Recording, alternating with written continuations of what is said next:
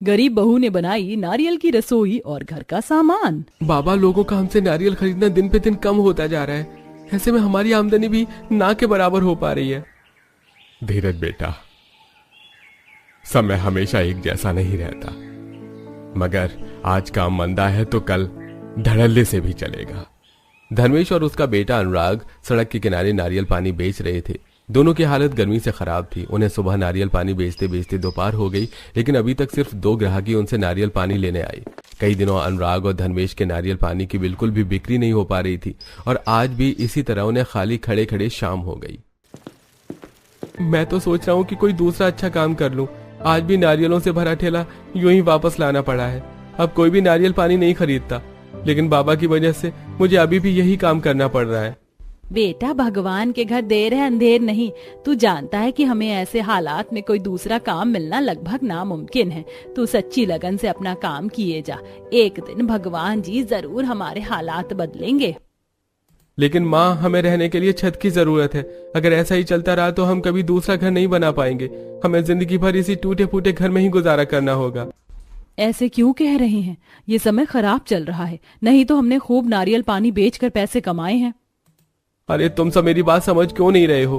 अब कोई नारियल पानी नहीं पीना चाहता, क्योंकि जगह जगह बड़ी बड़ी दुकानें खुली हुई हैं, जहां तरह तरह की ठंडे शरबत, जूस, कोल्ड ड्रिंक को और कॉफी जैसा सब सामान मिलता है, जो हमने आज तक पिया भी नहीं है। अनुराग, क्या तुम्हारे इस तरह घर में फजीता बनाने से हमें कोई फायदा होने वाला है? तुम्हें पता है आजकल कोई नया काम ढूंढना बिल्कुल भी आसान नहीं है। चलो ये सब छोड़कर जल्दी से खाना खाने बैठो। अनुराग को पता था कि धर्मेश ठीक कह रहा है। नंदिनी ने भी उसे ठीक से समझाया और फिर सभी खाना खाने बैठे। जब सभी खाना खा रहे थे तभी तेज हवा चलनी शुरू हो गई। हे भगवान, कहीं ये हवा आंधी में ना बदल जाए, वरना पूरे घर में धूल भर जाएगी। सुहानी, तुम खाने की प्लेटों को ढक दो, मैं ऊपर से तिरपाल ठीक करके आती हूँ। सुहानी ने अपनी खाने की प्लेट्स को ढककर धूल से बचाव किया और नंदिनी छत के टूटे हिस्से में लगी तिरपाल को ठीक करने लगी। हवा की गति बढ़ती जा रही थी। नंदिनी बड़ी मुश्किल से पत्थरों के जरिए तिरपाल को ठीक करके नीचे आई। हम कब तक इन्हीं दिक्कतों का सामना करते रहेंगे? हवा चले तो तिरपाल उड़ जाती है, नहीं तो तेज गर्मी के साथ शीशे जैसी चमकती धूप पूरे घर में आती है। बारिश आए तो घर के एक कोने में पानी भर जाता है। फिक्र मत कीजिए माँ जी, भगवान जी एक दिन सब कुछ ठीक कर देंगे। कुछ ही देर में तेज हवा आंधी में बदल गई, जिससे छत से तिरपाल उड़ गई और उस पर रखे पत्थर घर के अंदर आ गिरे। तेज आंधी से सारा घर धूल से भर गया। इसी तरह कुछ देर बाद आंधी शांत हुई, लेकिन अब आसमान तेज बारिश बरसने लगी। हे भगवान, बारिश से घर में कितना पानी भर गया है। अनुराग खींच कर, वरना बिस्तर भी गीले हो जाएंगे। अनुराग, नंदिनी और सुहानी ने मिलकर घर से पानी निकालना शुरू किया, लेकिन बारिश काफी तेज थी, जिससे पानी कम होने के बजाय बढ़ता जा रहा था। ऊपर से जगह जगह से टूटी हुई छत से बारिश की ठंडी बूंदें उनके शरीर पर आकर पड़ रही थी। काफी देर बाद जाकर बारिश में थोड़ा हल्कापन आया। बारिशें लग चुकी हैं और हमारे गांव में एक नदी भी है। अगर उसका पानी बढ़ गया तो बहुत दिक्कत हो जाएगी। हमें पक्के घर की बहुत जरूरत है। हमें जल्दी ही कुछ करना होगा। लेकिन करना क्या था? अगले दिन अनुराग और धर्मेश फिर से नारियल पानी बेचने को निकले और रोज की तरह आज भी उनकी बिक्री नहीं हो पाई। वो रोज निराश मन से नारियल से भरा ठेला लेकर घर वापस आ जाते। घर के कोने में नारियल का अंबार लगा हुआ था। हमारी आमदनी तो दिन पे दिन घट रही है।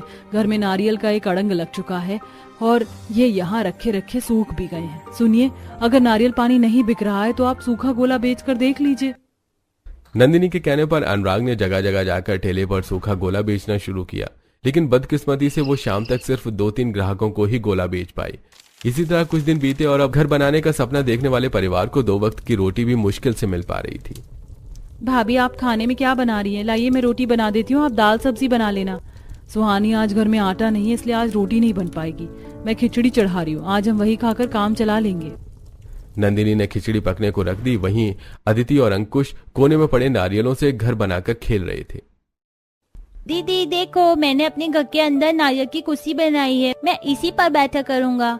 अंकुश, तो देखना, मैं तो नारियल का पूरा पलंग बनाऊंगी, उस पर लेटकर आराम से सोऊंगी। बच्चे का दिमाग भी कितना काल्पनिक होता है। कुछ और नहीं तो नारियल से ही अपना घर बना लिया।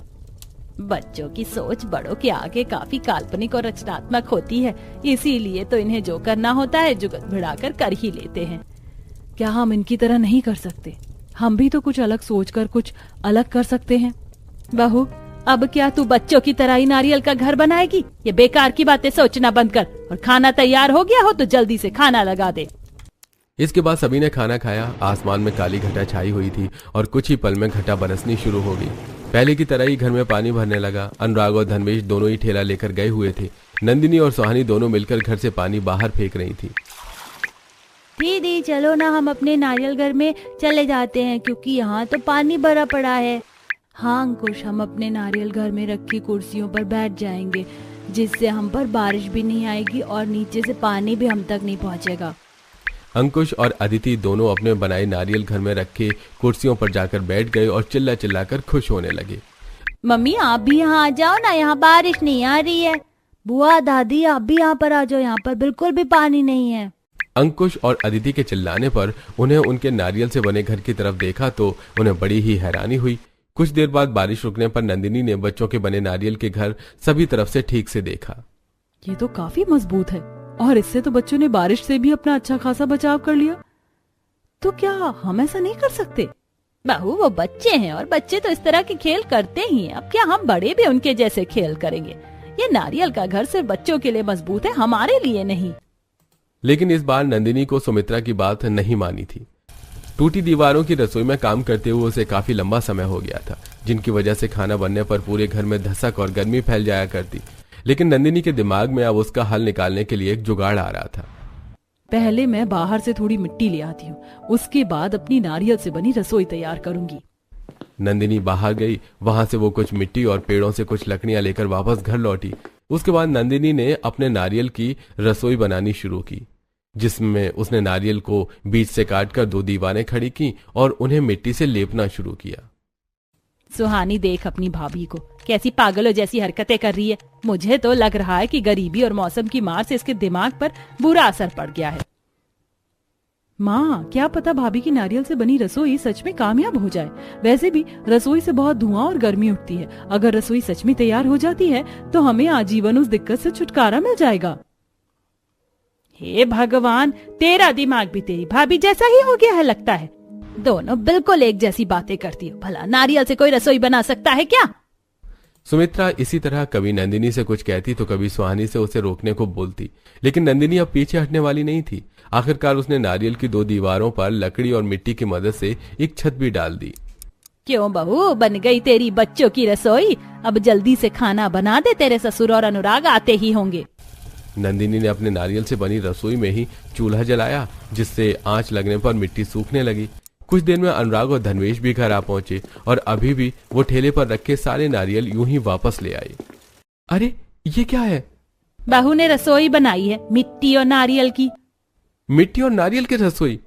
हम रोज इतनी मेहनत करते हैं, फिर भी सिर्फ 2 वक्त की रोटी के लायक ही पैसा कमा रहे हैं और इसे यहाँ खेल सूझ रहा है। अनुराग जी, मुझे कोई खेल नहीं सूझ रहा। मैं तो सिर्फ घर को बेहतर बनाने की कोशिश कर रही हूँ। बहू, ये भला किस तरह से तू घर को बेहतर बना रही है? मुझे लगता है कि तेरी तबीयत ठीक नहीं है, इसलिए तू ये सब बेकार के काम कर रही है। ये सब अभी तो जितना चाहे मुझ पर चिल्ला ले, लेकिन मुझे पता है कि मेरी नारियल की रसोई बहुत अच्छी बनी है। बस पूरी तरह से मिट्टी सूख जाए, फिर घर में एक रसोई की सुविधा हो जाएगी। सुहानी को छोड़कर सभी नंदिनी से नाराज थे। उन्हें लग रहा था कि नंदिनी सिर्फ खेल कर रही है। अगले दिन छत टूटी होने की वजह से धूप सीधी रसोई में आकर लगी और कुछ दिन की धूप में ही मिट्टी पूरी तरह सूख गई। और इसी बीच उसे और मजबूती देने के लिए नंदिनी उसी में ही चूल्हा जलाया करती। रसोई को देखकर सभी को बड़ी हैरानी होती। उन्हें लगता कि ये रसोई कुछ ही दिन में गिर जाएगी, लेकिन वो बड़ी मजबूती से खड़ी हुई थी।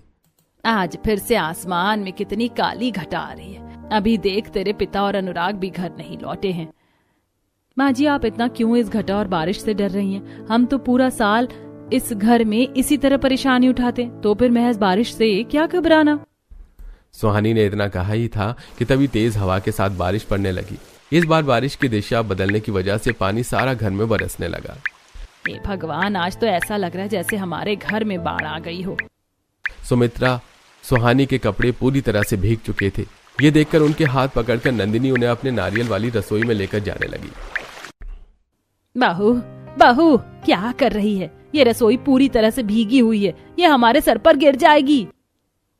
ऐसा बिल्कुल नहीं होगा माँ जी, ये रसोई भी काफी मजबूत है, ये बिल्कुल भी नहीं गिरेगी। आप इसके अंदर आ जाइए, इसमें आप ठंडी बारिश से बची रहेंगी। किसी तरह नंदिनी सुहानी और सुमित्रा को नारियल की रसोई में लेकर गई, जहां उसके बच्चे बिजली की आवाज से डरकर कोने में बैठे हुए थे। नंदिनी ने दोनों बच्चों को अपनी गोद में ले लिया और बारिश रुकने का इंतजार किया। काफी समय बाद जाकर बारिश थम गई और रसोई को कुछ भी नहीं हुआ। देखा माँ जी, ये नारियल की रसोई कितनी मजबूत है। आज इसकी वजह से हम पर बारिश की एक बूंद भी नहीं आई, और कहाँ बारिश होती है हमारे सारे कपड़े गीले हो जाया करते थे। तूने सही कहा बहू, तूने सच में कमाल कर दिया। ये तो वाकई कामयाब हो गई। शाम को जब धर्मेश और अनुराग घर वापस लौटे तो उनको भी नंदिनी का जुगाड़ देखकर काफी हैरानी होगी। ये दीवारें तो काफी मजबूत है नंदिनी, तुम तो सच में एक्सपर्ट निकली। लेकिन ये आइडिया तुम्हें मिला कहाँ से?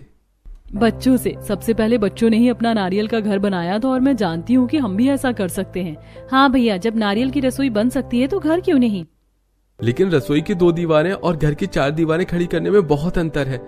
सुहानी, ये सोचने में भले ही आसान लग रहा हो, लेकिन करने में बिल्कुल भी आसान नहीं होगा। सुनिए, मैंने ये रसोई अकेले बनाई है, तो हम सब मिलके एक घर तो तैयार कर ही सकते हैं ना। हाँ भैया, भाभी सही कह रही है, हम मिलकर अपना एक नारियल का घर तैयार करेंगे।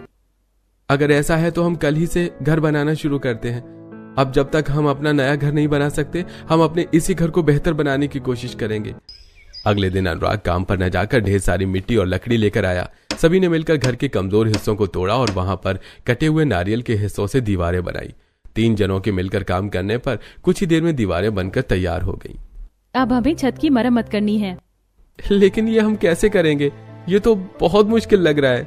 मैं पड़ोस से एक सीढ़ी लेकर आती हूँ, हम उसकी मदद से छत की मरम्मत कर लेंगे। इतना कहकर नंदिनी पड़ोस में 2 जनों की मदद से स्टील की ट्रे लेकर आई और फिर उस पर चढ़ के उसमें छत पर काम करना शुरू किया। सबसे पहले उन्होंने छत के टूटे हिस्से में लकड़ी लगाई और उस पर नारियल के टुकड़े बिछाए। उसके बाद उन पर मिट्टी का लेप किया। इस तरह उनकी टूटी छत का हर हिस्सा ढक गया। बस बारिश ना आ जाए, नहीं तो हमारी सारी मेहनत बेकार हो जाएगी। खुशकिस्मती से कुछ दिन लगातार तेज धूप निकली, जिससे नारियल की बनी दीवारें मजबूत होती गईं। नंदिनी ने बारिश के बचाव के लिए पूरी छत पर तिरपाल डालकर सूखी घास बिछा दी। अब हमारे घर में बिल्कुल धूप नहीं आ रही है, साथ ही काफी ठंडक भी है, और अब हमारे पास घर में रसोई भी है। हम इसी तरह कुछ भी बना सकते हैं। हमारे पास अभी भी काफी सारे नारियल बचे हुए हैं। अच्छा होगा अगर हम सारे नारियल खा पी के खत्म कर दें। भला अब घर में और नारियल का क्या बनाया जा सकता है? बहू, तू फिर से ख्याली पुलाव बनाने से अच्छा मटर पुलाव बना ले, मुझे बड़ी भूख लगी है। सुमित्रा ऐसा कहते हुए पलंग पर जाकर बैठी, लेकिन उसके बैठते ही पलंग से कुछ आवाज आई और वो नीचे से टूट गया। हे भगवान, बहू मुझे बचा, पलंग टूट गया, मैं गिर जाऊंगी। सुमित्रा की चिल्लाने की आवाज सुनकर सुहानी और नंदिनी ने उसे टूटे बेड पर से उठाया। सुमित्रा को चोट नहीं लगी थी, लेकिन वो डर से कांप रही थी। माँ जी, आपको कहीं चोट तो नहीं लगी? नहीं, मुझे चोट नहीं लगी, तुम लोगों ने आकर मुझे बचा लिया, वरना तो मैं नीचे गिर जाती। माँ, ये पलंग है, कोई काई पर बंधा पुल नहीं है।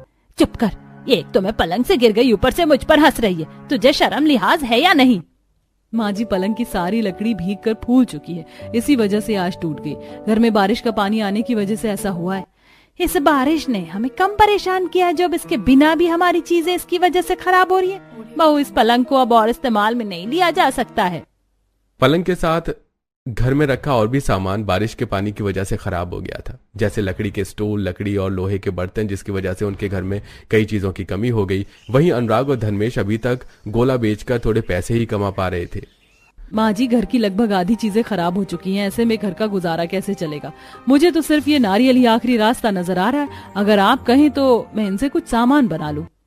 हाँ बहू, वैसे भी अब हमारे पास कोई और रास्ता नहीं है। पता नहीं क्यों तेरे ससुर अभी भी नारियल बेचने में ही लगे हैं। ये नहीं कि कोई दूसरा काम कर ले, इससे घर में कुछ पैसे आ जाएंगे। जा बहू, इन नारियलों का और होगा ही क्या, तू इन्हीं से कुछ बना डाल। नंदिनी ने सुहानी की मदद लेकर नारियल, लकड़ी और मिट्टी से पलंग, सोफा, स्लैब और कुछ बर्तन बनाए।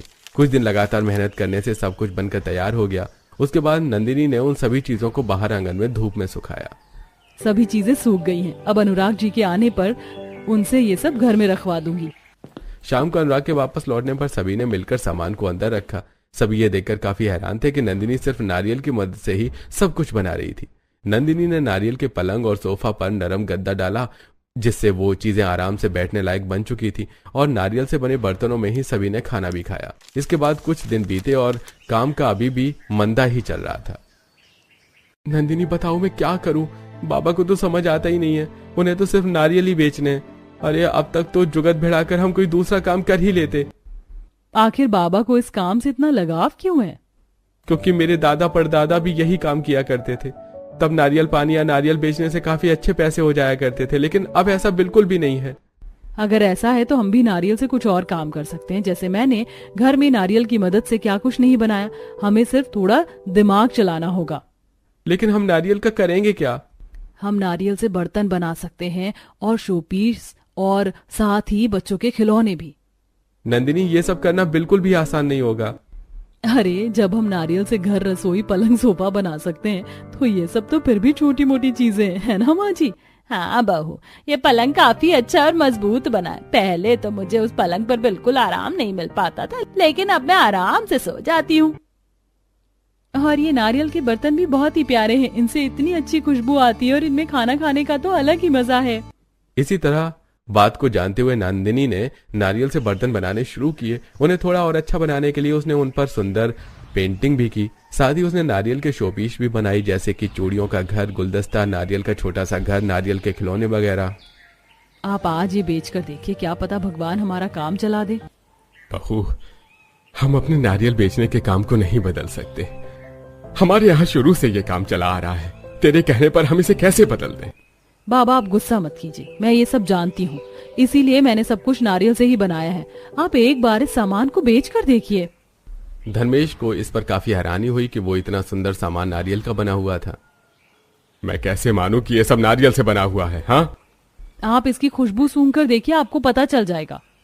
नंदिनी के कहने पर धर्मेश ने एक बर्तन उठाया और उसे सूंघा। उससे गोले और मिट्टी की सौंधी महक आ रही थी।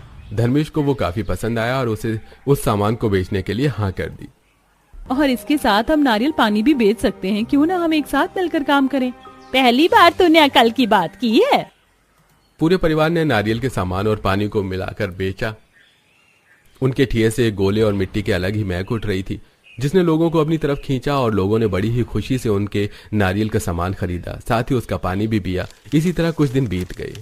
बहू, तेरा जुगाड़ तो सच में काम आ गया। आज इतनी तेज बारिश में भी घर में कहीं भी पानी नहीं आ रहा है, तो क्यों ना पकौड़ों का मजा लिया जाए। नंदिनी ने पूरे परिवार के लिए पकौड़े बनाए और फिर सभी ने बारिश में पकौड़ों का मजा लिया। काम अच्छा चलने लगा। अब उन्होंने उसी घर में काम करवाकर उसे एक पक्के मकान में बदल दिया और सुहानी और भी घरेलू सामान जैसे कूलर और लकड़ी की अलमारी वगैरह भी बनाई।